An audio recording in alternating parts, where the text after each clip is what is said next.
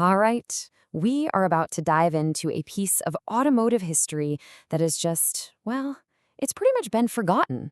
It's a wild story that's got a legendary inventor, a surprisingly tough material, and, you guessed it, a very big hammer. It really all kicks off with this one famous picture. There's Henry Ford, right? The giant of the auto industry, and he's demonstrating the strength of this new material by whacking a car panel with an axe.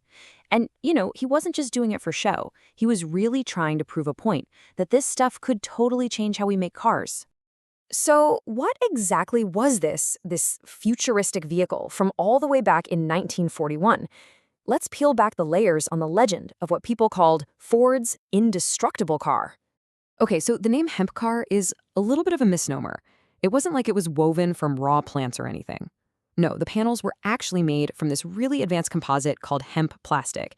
It's a mix of these long, tough hemp fibers and a resin that binds it all together. Think of those fibers as like a natural version of rebar in concrete, creating something that's both incredibly strong and super lightweight. And that right there, that gets to the absolute heart of why Ford did what he did.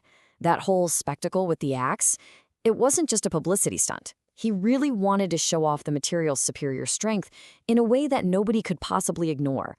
So that was the legend, but you gotta ask, does this 80-year-old technology actually hold up today?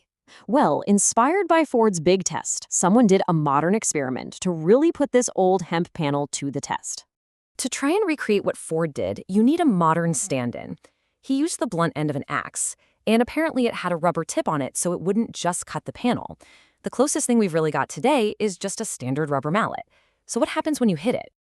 So the panel gets a solid whack from the mallet, and the result is, well, it's absolutely nothing. Seriously, not a dent, not a crack, not even a mark. The material just kind of flexes and absorbs the entire hit. But you know what? That was just the warm-up.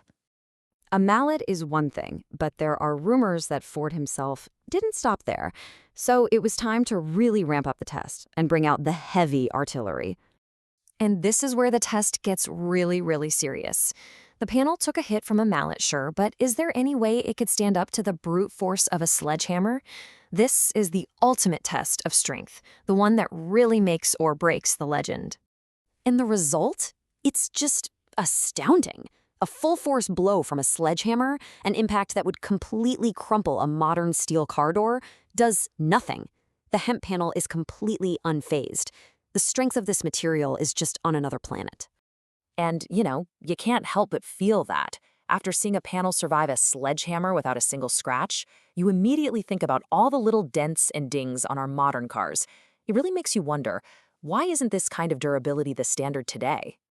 In all of this, it all leads to one single nagging question that has just been hanging in the air for over 80 years now. Over 80 years. It's so important to remember, this wasn't developed in some high-tech lab just last week. No, this is pre-World War II technology, dreamed up before we had computers or the kind of advanced material science we have now. Henry Ford wasn't just tinkering in his garage. He was actually envisioning a complete and total revolution in manufacturing. Car bodies that were stronger than steel, vehicles that were lighter, more efficient, and get this, all of it built from sustainable materials you can grow on a farm. Which leaves all of us with a really powerful, lingering question. We've seen the proof. We've seen that this technology was astonishingly effective. So if Henry Ford had all this figured out over 80 years ago, why aren't we driving cars like this today? What happened to the unbreakable hemp car?